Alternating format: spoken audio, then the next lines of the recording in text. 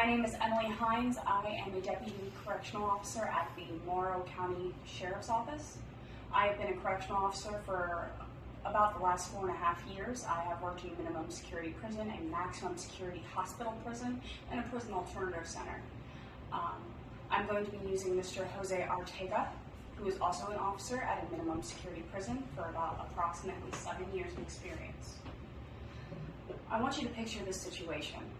Imagine you're driving down the highway. You're taking your family to the zoo.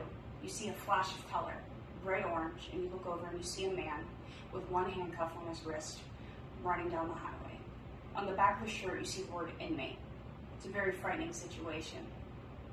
Not only is this a terrifying situation for the public, this is also a career-ending situation for any law enforcement officer. Today I'm going to be doing a how-to video to properly secure an inmate for transportation to make sure that this situation I'm referring to does not happen for the public safety and the officer's well-being. The first step in any transport situation is going to be placing the inmate in a comfortable position to start putting the shackles on. What I recommend, and is the best that I have found, is placing the inmate in a kneeling position on a chair that is elevated. As long as the inmate is compliant, you should have no issues in this situation. If the inmate is non-compliant, that is a whole other situation that I can address at a different time. But firstly, you want to make sure that you start with the feet. You want to make sure the inmate does not have the ability to run away from you. On every pair of shackles is going to be a back piece of metal that is with 2 bars. You need to place this on the Achilles tendon for support for the inmate. There is also an eyelet hole that is used for a cuff key. This is how you will remove the shackles when it is time to remove the inmate from the shackles. So you want to go ahead and place the double-banded bar on the back of the foot. Place the shackle on the ankle. Make sure that they are both secure. The next thing you want to make sure that you do is ensure that the inmate is comfortable. We do not want to cause him any unnecessary distress or injuries while transporting him. Is that comfortable? Yes. Now you need to make sure that you double lock it. That is how you make sure that the hatch does not move once it is secure.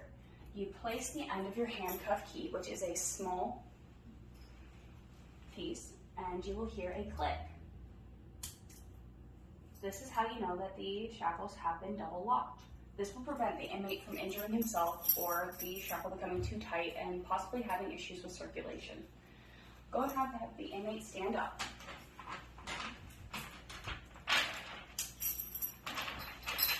The next step you're going to want to do is get the belt that you use to secure his hands. Have the inmate face away from you and place his hands on the top of his head. It is very important that you are able to see the inmate's hands at all times for security reasons. If physically possible, you need to take the belt and go over the head. If it is not possible, you need to safely go around the body. If necessary, 2 officers can be present for this part because this is the most dangerous step when placing the inmate in restraints. I can physically place it over his head, so I will do that now. Make sure that the hoop that the handcuffs will go through is in a comfortable position for the inmate. You want to place the belt about halfway down the torso so the hands can relax naturally. Once again, we want to make sure the inmate is not in any additional distress or has potential to harm themselves or others. Once you have it in a comfortable position, you want to go ahead and tighten the belt to a position that allows the inmate to rest his arms comfortably.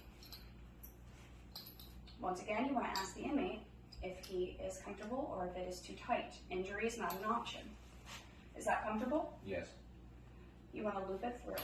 Any additional fabric that hangs or material, you want to make sure that you loop it around in a comfortable position that will not injure the inmate's back, but will also not allow him to have access to anything that can potentially harm himself or others. The final step is going to have the inmate turn around and face you. You need to make sure that you're using directives and that you are completely explaining everything to the inmates so they understand the process. Communication is one of the most important steps of this. You can go ahead and have the inmate place each hand down one at a time. Drop one hand, please. At this point, you want to take your hand restraints, which are the exact same as the feet shackles. You have a double band on the back, and you also have the same eyelets that are used for a cuff key. In this situation, you want to make sure that the eyelets are faced away from the inmate so they do not have the option to pick the lock. Place it on one wrist and loop it through the hoop that is used to keep the hands in place. Once that has happened, place the other hand down. You'll do the same, make sure the eyelet is in the same position, and you want to make sure that the double bands are facing upwards. You do not want to allow the inmate to pick the lock. Once again, you're going to take your cuff key and double lock it. This is a security measure that makes sure that they can't move it. Now at this point, the inmate is fully restrained. You go ahead and demonstrate that you can't move your hands. And are you able to run? Say no. All right. Now once the inmate is in these full restraints, you are responsible for their safety. It is very important that you understand that you must keep physical contact to prevent the inmate from injuring themselves or others once again. So to place them in a physical contact escort, you want to have your dominant hand on them. So if you are a righty, you want to escort from the left side. That way you have their dominant hand on their back. That allows you to feel their muscles before they move. And then you want your non-dominant hand on the shoulder, the elbow. This allows you to dictate what position the inmate will go. So, and this is for safety reasons. I'd like to thank you for watching my how-to video for inmate transports, and I hope you have an excellent day. Thank you.